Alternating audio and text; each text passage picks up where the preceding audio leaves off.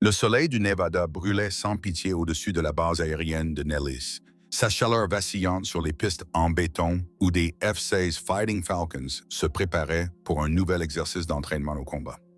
À l'intérieur de la tour de contrôle, la climatisation bourdonnait pour lutter contre la chaleur du désert, tandis qu'une douzaine de personnes en uniforme se penchaient sur des écrans lumineux, suivant de près les manœuvres de plusieurs avions. À un bureau secondaire, relégué dans un coin comme une pensée de dernière minute, était assise une jeune femme en tenue civile.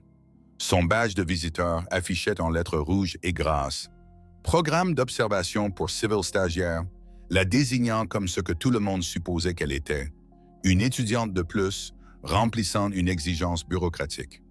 Salut à tous! De quel pays regardez-vous la vidéo? Dites-le nous dans ces commentaires. C'est parti! Le lieutenant Carson la regarda à peine en claquant des doigts pour attirer son attention. Vous êtes ici pour observer et c'est tout. Ne touchez à rien. Ne parlez que si on vous le demande et n'interférez surtout pas avec nos opérations. Son ton révélait le dédain habituel de quelqu'un qui avait prononcé ce discours d'innombrables fois. Elle hocha la tête en silence, se calant dans sa chaise avec la résignation de quelqu'un habitué à être ignoré. L'exercice commença de manière tout à fait routinière. 4 F-16 fendirent le ciel du Nevada en formation, la voix de leur pilote crépitant à la radio avec une précision militaire impeccable. Puis, quelque chose tourna mal. Tour, ici Black Echo 3, nous affichons une dérive de navigation. Je répète, les systèmes de navigation indiquent des données incohérentes. La voix du pilote contenait la première trace d'inquiétude. Le lieutenant Carson se pencha en avant, ses doigts dansant sur sa console. Black Echo 3, nous vous voyons sur la bonne trajectoire. Vérifiez vos instruments. Négatif, Tour. Le GPS saute, la boussole tourne. Nous volons à l'aveugle ici. La salle de contrôle fut plongée dans un chaos organisé. Les voix se chevauchaient alors que les techniciens criaient les relevés. Les superviseurs aboyaient des ordres et le bavardage radio s'intensifiait, de plus en plus urgent. Le F-16 dérivait vers un espace aérien restreint, son pilote luttant contre des systèmes qui semblaient avoir acquis une volonté propre. Tour, nous avons perdu la synchronisation visuelle. Confirmez notre position. La voix du pilote était désormais empreinte d'une réelle alarme. Des disputes éclataient entre les contrôleurs. Une voix suggérait des protocoles d'atterrissage d'urgence. Une autre criait au sujet d'erreurs d'étalonnage radar. La tension était palpable dans la pièce. Chaque seconde comptait. Dans un coin, la jeune femme restait parfaitement immobile, ses yeux sombres fixés sur un moniteur secondaire que tout le monde avait oublié. Elle observa la trajectoire erratique de l'avion pendant plusieurs instants, puis se pencha doucement vers un micro de secours qui n'avait pas été utilisé depuis des mois. Sa voix n'était qu'un murmure, calme comme une eau tranquille. Black Echo 3, virez à 27 degrés à gauche maintenant. Le F-16 vira immédiatement à gauche en douceur. La voix du pilote crépita dans les haut-parleurs. Reçu, Echo. Je vire maintenant. Systèmes de navigation en cours de stabilisation. Toutes les conversations dans la salle de contrôle cessèrent sur le champ. Les contrôleurs se figèrent à leur poste, fixant des écrans qui montraient désormais l'avion en approche parfaite. Elle se rassit et ne dit plus rien, son expression aussi neutre que si elle n'avait jamais parlé. Son nom était Elena Cruz. 28 ans. Des cheveux noirs attachés en une queue de cheval pratique et le genre de visage ordinaire qui se fondait dans la foule. Elle avait été affectée à la tour de contrôle 3 semaines auparavant dans le cadre du programme expérimental d'observation du personnel civil du département de la Défense, une initiative bureaucratique conçue pour exposer certains civils triés sur le volet à des opérations militaires et des fins de recherche non spécifiées. Les documents la décrivaient comme une participante au programme avec des instructions d'observer et d'apprendre sans interférer. La plupart des membres du personnel supposaient qu'elle était une étudiante de l'université voisine de Nevada à Las Vegas, remplissant une exigence académique. D'autres pensaient qu'elle faisait partie d'un programme d'orientation d'un entrepreneur de la défense. Son niveau d'habilitation de sécurité était basique, à peine suffisant pour s'asseoir dans la même pièce que des équipements classifiés. Son dossier ne faisait état d'aucune expérience militaire, d'aucune formation de vol, d'aucune éducation technique au-delà d'un générique cours de simulation de navigation civile, le genre de qualification vague qui suggérait que quelqu'un avait coché les bonnes cases sans se soucier de leur signification réelle. Quand le sergent-chef Miller lui avait demandé en plaisantant, lors de sa première semaine, « Vous savez la différence entre les volets et les fusées éclairantes ?» Elle avait simplement souri poliment et haussé les épaules, renforçant l'hypothèse de tous qu'elle était complètement dépassée. Elena restait discrète, apportant son déjeuner dans des sacs en papier brun et s'asseyant seule pendant que les vrais contrôleurs discutaient de procédures tactiques qu'elle était censée ne pas comprendre. Elle prenait des notes dans un petit carnet à spirale, ne posait aucune question et ne donnait jamais son avis sur les opérations qui se déroulaient autour d'elle. Lors des briefings, elle s'asseyait au fond, griffonnant occasionnellement ce qui ressemblait à des gribouillis dans les marges des documents qu'on lui donnait par pure courtoisie. Les rapports de son superviseur la décrivaient comme attentive mais non participative et remplissant adéquatement les exigences d'observation. La seule chose un peu étrange à propos d'Elena était son habitude de dessiner. Pendant les temps morts, elle esquissait des diagrammes complexes sur des serviettes ou des bouts de papier, des motifs géométriques qui ressemblaient à des trajectoires de vol ou des formations tactiques. Quand on l'interrogeait à ce sujet, elle donnait toujours la même réponse. « Mon neveu adore les avions. Je dessine ça pour lui raconter des histoires. » C'était une explication parfaitement raisonnable.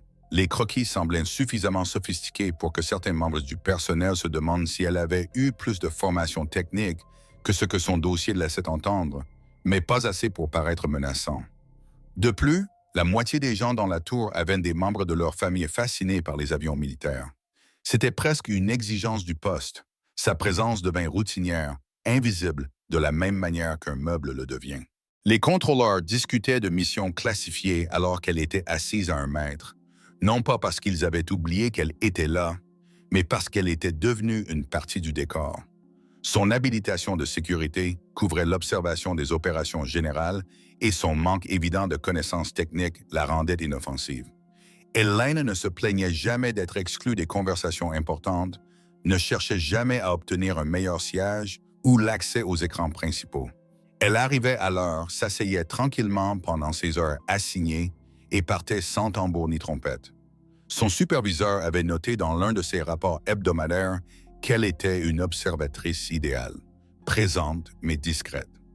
La seule personne qui lui prêtait une réelle attention était le technicien Lopez, un jeune homme qui l'avait surprise en train de dessiner lors d'un exercice d'entraînement particulièrement complexe. Le diagramme qu'elle avait dessiné ressemblait de manière frappante au schéma de vol réel exécuté au-dessus d'eux. Mais quand il en avait parlé aux autres, ils avaient ri. « Elle est assise ici depuis des semaines », avait dit le lieutenant Carson. Bien sûr qu'elle a capté quelques concepts de base. Ça ne veut pas dire qu'elle comprend ce que tout cela signifie réellement. Elena avait entendu la conversation et n'avait rien dit, se contentant de plier sa serviette et de la ranger dans son carnet avec toutes les autres. Elle avait appris il y a longtemps qu'être sous-estimé était souvent le bien le plus précieux que l'on pouvait posséder. Personne ne s'était demandé pourquoi quelqu'un sans qualification apparente avait été sélectionné pour un programme d'observation aussi basique ou pourquoi sa vérification des antécédents avait été traitée si rapidement alors que des autorisations similaires prenaient généralement des mois. La première anomalie s'était produite lors d'un exercice d'entraînement de routine 2 semaines plus tôt, bien que personne ne l'ait reconnue comme significative à l'époque. Une interférence électromagnétique soudaine avait brouillé les écrans radars, transformant les moniteurs en un chaos de statique et de faux échos. Pendant que les contrôleurs se précipitaient pour passer au système de secours, Elena avait tranquillement esquissé ce qui semblait être les positions des avions sur une serviette en papier. Lorsque les systèmes étaient revenus en ligne, le technicien Rodriguez avait remarqué que son diagramme sommaire correspondait aux emplacements réels des avions avec une précision surprenante. Il lui en avait fait la remarque, mais elle avait simplement souri et dit qu'elle devinait en se basant sur les dernières positions connues. L'explication semblait assez plausible pour qu'il l'oublie en quelques jours.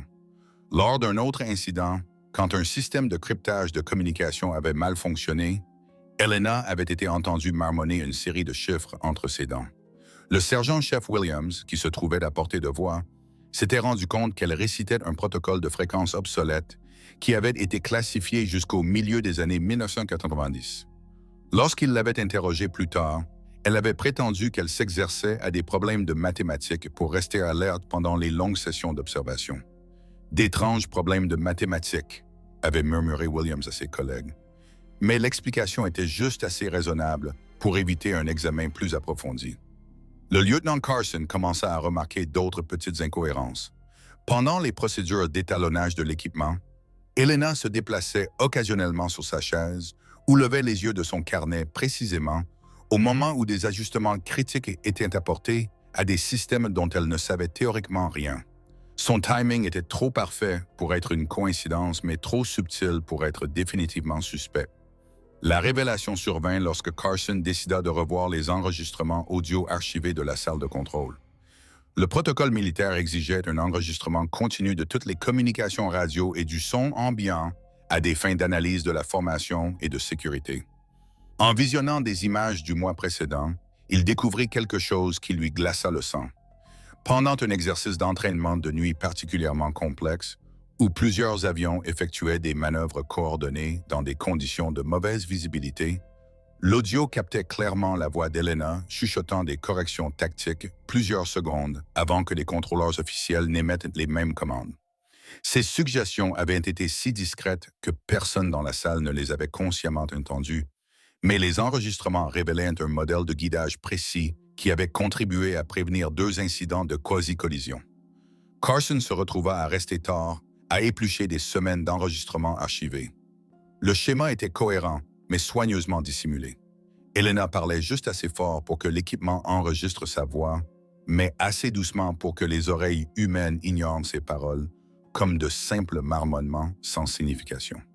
Les systèmes d'IA sophistiqués qui aidaient à la gestion du trafic aérien, cependant, étaient conçus pour analyser toutes les entrées audio à la recherche de commandes potentielles ou d'alertes de sécurité.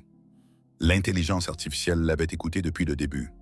Plus dérangeante encore était la découverte de Carson que les directives chuchotées d'Elena précédaient systématiquement les décisions tactiques optimales des contrôleurs expérimentés. C'était comme si elle dirigeait un orchestre invisible, avec des militaires expérimentés suivant inconsciemment sa direction sans s'en rendre compte. Lors d'une inspection de routine des journaux de communication de l'installation, le sergent-chef Patterson découvrit que le motif vocal d'Elena avait été automatiquement signalé par le système de surveillance de sécurité de la tour comme compatible avec les protocoles de commande autorisés. L'IA avait traité ces suggestions discrètes comme une entrée tactique légitime, ce qui expliquait pourquoi son guidage avait été si bien intégré aux opérations officielles.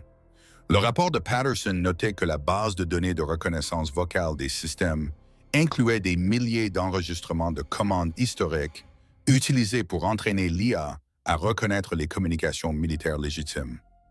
Les schémas de parole d'Elena correspondaient apparemment à quelque chose dans cette base de données assez précisément pour déclencher des réponses d'authentification automatique.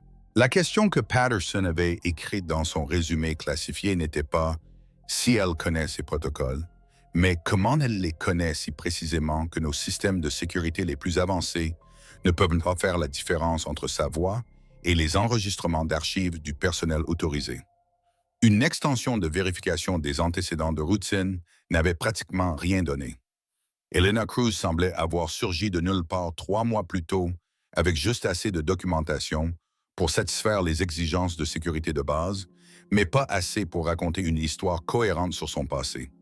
Ces références étaient invalidées, mais lorsque les enquêteurs avaient tenté de creuser plus loin, ils avaient trouvé un labyrinthe d'impasses bureaucratiques et de restrictions de classification qui rendaient toute enquête plus approfondie impossible sans autorisation supérieure.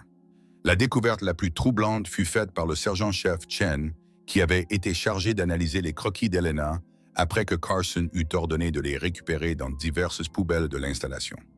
Ce que tout le monde avait considéré comme des gribouillis anodins s'avéra être des diagrammes tactiques précis utilisant un système de notation que Chen avait reconnu dans des cours de planification stratégique avancés. Ce ne sont pas des dessins aléatoires, rapporta Chen à Carson lors d'une réunion privée. Ce sont des briefings de mission et ils sont précis jusqu'au calcul de consommation de carburant et aux facteurs de compensation météorologique. La personne qui a dessiné cela a accès à des informations que nous ne lui donnons pas. Carson fixa la collection de croquis sur serviette étalée sur son bureau. Chacun montrait un niveau de sophistication tactique qui aurait impressionné de hauts stratèges militaires. Pourtant, Ils avaient été dessinés par quelqu'un dont le dossier officiel la décrivait comme une observatrice civile sans expérience pertinente.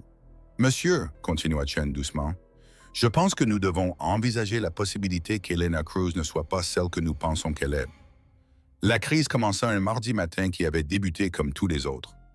Un vol d'essai de routine d'un véhicule aérien de combat sans pilote expérimental se déroulait normalement lorsque les systèmes de contrôle primaires subirent ce que les techniciens décrivirent plus tard comme une défaillance en cascade d'une complexité sans précédent. L'avion, chargé d'équipements de tests sophistiqués mais non létaux, dévia soudainement de sa trajectoire de vol programmée et se dirigea vers l'espace aérien restreint qui séparait la base des banlieues de Las Vegas. À sa vitesse et sa trajectoire actuelle, le prototype de 30 millions de dollars s'écraserait dans une zone résidentielle en moins de 12 minutes. Les protocoles d'urgence s'activèrent immédiatement. Les alarmes retentirent dans toute la tour de contrôle alors que chaque contrôleur disponible se précipitait à son poste. Les systèmes autonomes du drone avaient verrouillé toutes les entrées de commandes externes et l'avion ne répondait plus aux communications radio ni aux tentatives de commande à distance. Contrôle des drones, ici la tour. Nous avons besoin d'un arrêt d'urgence immédiat sur le November 7th, aboya le lieutenant Carson dans son micro. La réponse crépita, emplie d'une panique à peine contenue. Tour, nous avons perdu toute autorité de commande. L'appareil vole de manière indépendante. Je répète, nous ne pouvons pas reprendre le contrôle. Les mains de Carson s'envolèrent sur sa console, tentant des procédures de contournement manuel qui auraient dû être impossibles à déjouer. Rien ne fonctionna. Le drone poursuivait sa route implacable vers des zones peuplées, son intelligence artificielle sophistiquée, apparemment convaincu que ses paramètres de mission originaux étaient toujours valables malgré le danger évident. Commandement de la Baishan. Nous avons besoin d'une autorisation pour une interception d'urgence, appela Carson à ses supérieurs. Si nous ne reprenons pas le contrôle dans 8 minutes, nous devrons l'abattre au-dessus d'un territoire civil. C'est à ce moment-là qu'Elena se leva. Elle ne demanda pas la permission, ni n'attendit d'être reconnue. Elle marcha simplement vers la console de contrôle principale, écarta doucement le technicien affolé qui essayait d'établir la connexion et activa le micro de commande d'urgence qui nécessitait une autorisation de niveau de commandement pour être utilisé. Sa voix, lorsqu'elle parla, était complètement différente du murmure discret auquel tout le monde s'était habitué.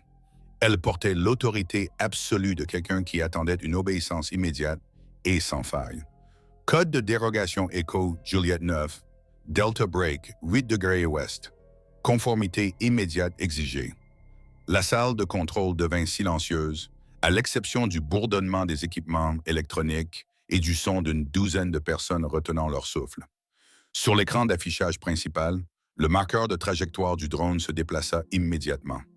L'avion vira en douceur vers l'ouest, réduisant son altitude dans une descente contrôlée qui le ramènerait en toute sécurité dans l'espace aérien de la base. Une nouvelle voix sortit des haut-parleurs, artificielle mais d'une clarté indubitable. Correspondance vocale confirmée. Protocole écho authentifié. Reprise des opérations normales sous la structure de commande autorisée. Elena recula de la console et retourna à son siège dans le coin comme si rien ne s'était passé. Mais chaque personne dans la salle de contrôle la regardait fixement, avec des expressions allant du choc à quelque chose qui ressemblait à de la peur. Le lieutenant Carson fut le premier à retrouver sa voix. « Qu'est-ce qui vient de se passer? » Elena rencontra son regard calmement.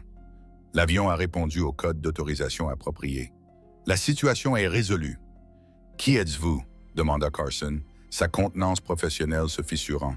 « Ces codes ne sont dans aucun manuel que j'ai jamais vu. » La réponse d'Elena fut d'une simplicité désarmante. « Je suis exactement qui mon identification prétend que je suis. » Le sergent-chef Patterson, qui avait surveillé l'incident depuis son poste, afficha les protocoles de communication les plus sécurisés de la base sur son écran.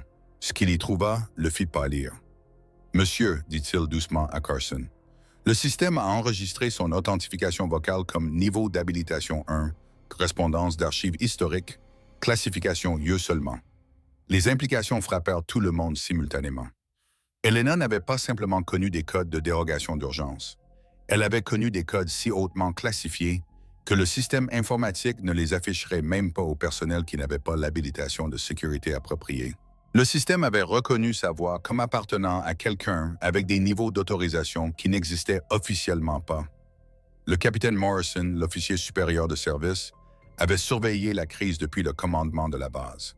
Sa voix crépita sur l'interphone avec une tension à peine contenue. « J'ai besoin que tout le monde, sauf le personnel essentiel, quitte la salle de contrôle immédiatement.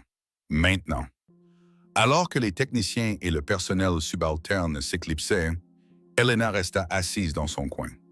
Lorsque la voix du capitaine Morrison revint, elle était adressée spécifiquement à elle. « Madame, j'ai besoin que vous restiez disponible pour un débriefing immédiat. » Elena hocha la tête en signe d'acquiescement, mais ne dit rien de plus.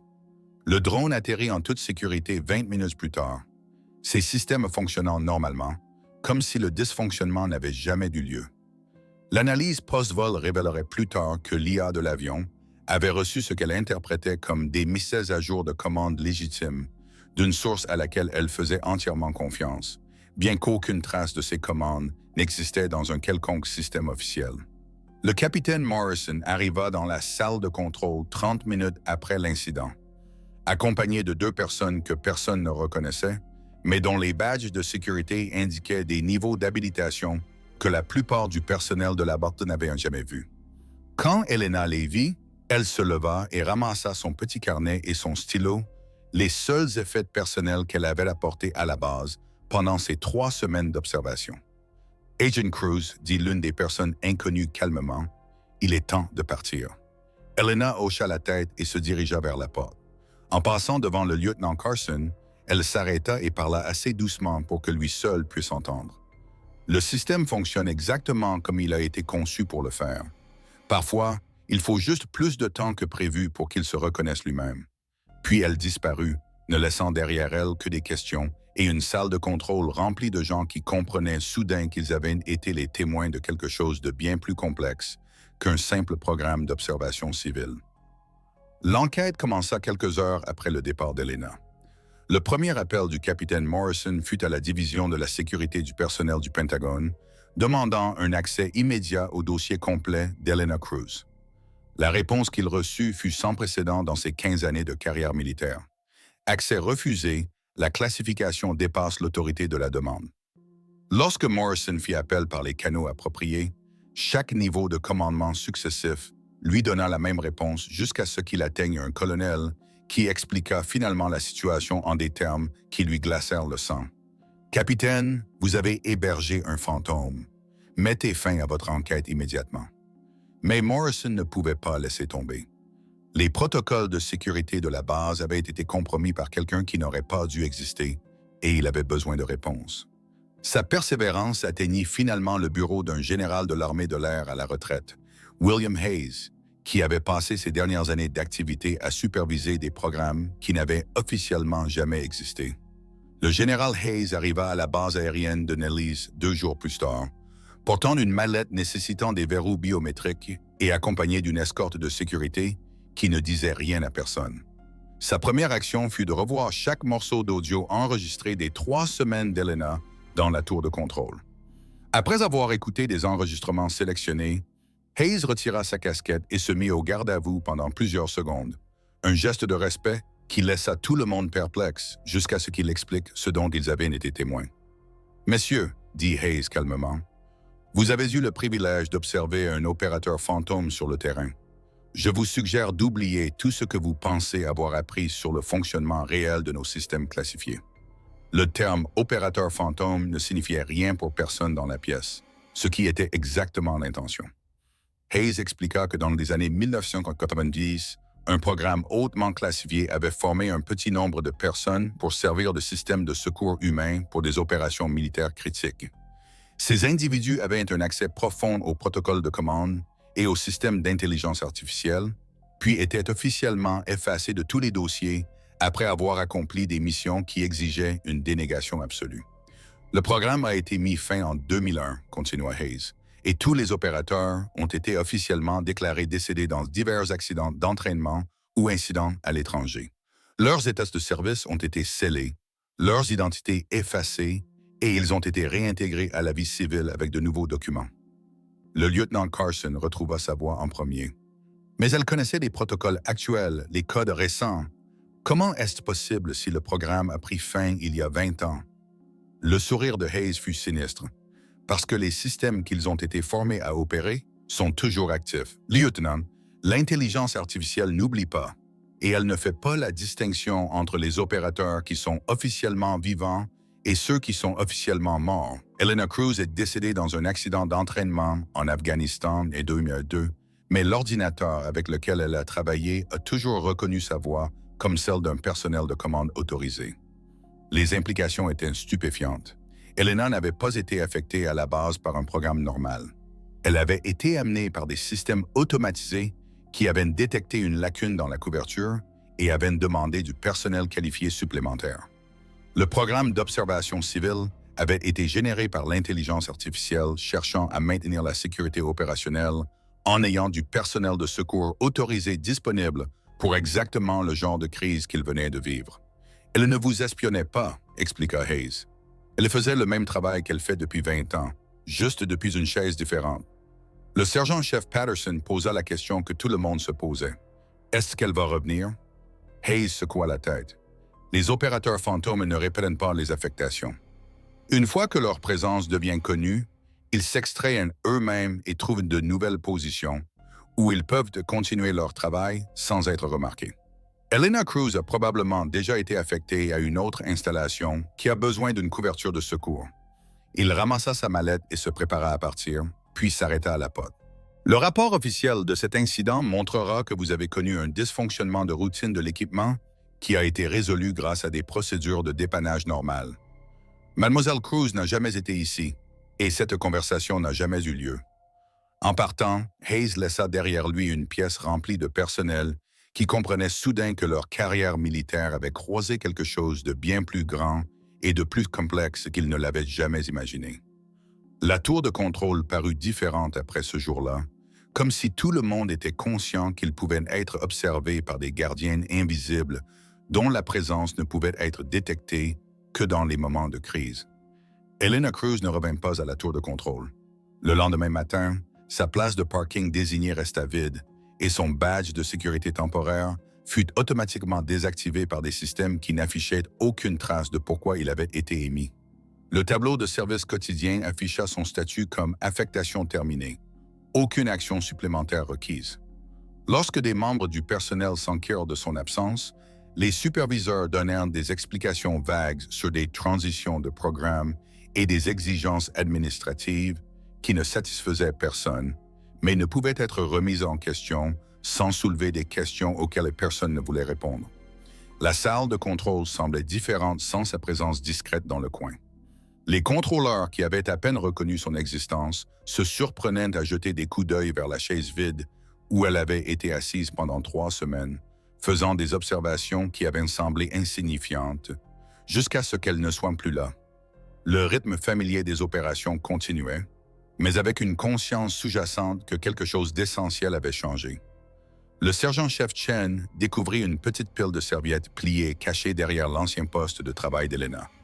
Les croquis dessinés dessus montraient des formations tactiques et des trajectoires de vol d'une précision mathématique qui auraient impressionné de hauts stratèges au Pentagone. Chaque diagramme était daté et paraphé avec des lettres qui ne signifiaient rien pour quiconque les examinait, mais le niveau de détail suggérait un accès à des informations que les observateurs civils n'auraient jamais dû posséder. Au cours de l'inspection de routine de l'équipement de la semaine suivante, les techniciens découvrirent que plusieurs systèmes de secours avaient été subtilement recalibrés pour fonctionner plus efficacement. Les modifications étaient si sophistiquées qu'ils pensèrent initialement que le travail avait été effectué par du personnel de maintenance supérieur, mais aucun ordre de travail officiel n'existait pour ces améliorations. Les ajustements rendaient le temps de réponse de la tour de contrôle légèrement plus rapide et plus précis, le genre d'amélioration qui ne serait remarqué que par quelqu'un ayant une connaissance intime du fonctionnement des systèmes sous le stress. Un mot manuscrit fut découvert dans la salle de repos, glissé à l'intérieur d'un manuel que personne ne se souvenait avoir vu auparavant. Le papier n'avait pas de signature, mais le message était assez clair. Le vrai contrôle du trafic aérien ne nécessite pas la chaise principale. Il ne nécessite que quelqu'un qui sait écouter. Le lieutenant Carson se retrouva à rester tard le soir, à revoir les communications archivées de l'époque d'Elena à la base. Le schéma était toujours le même, un guidage discret délivré juste assez fort pour que les systèmes d'intelligence artificielle l'enregistrent, mais assez doucement pour que le personnel humain le rejette comme un bruit de fond. Sa présence avait rendu le travail de tout le monde plus facile sans que personne ne s'en rende compte. La découverte la plus troublante fut faite lors de l'examen par le capitaine Morrison des rapports d'évaluation des menaces automatisées de la base.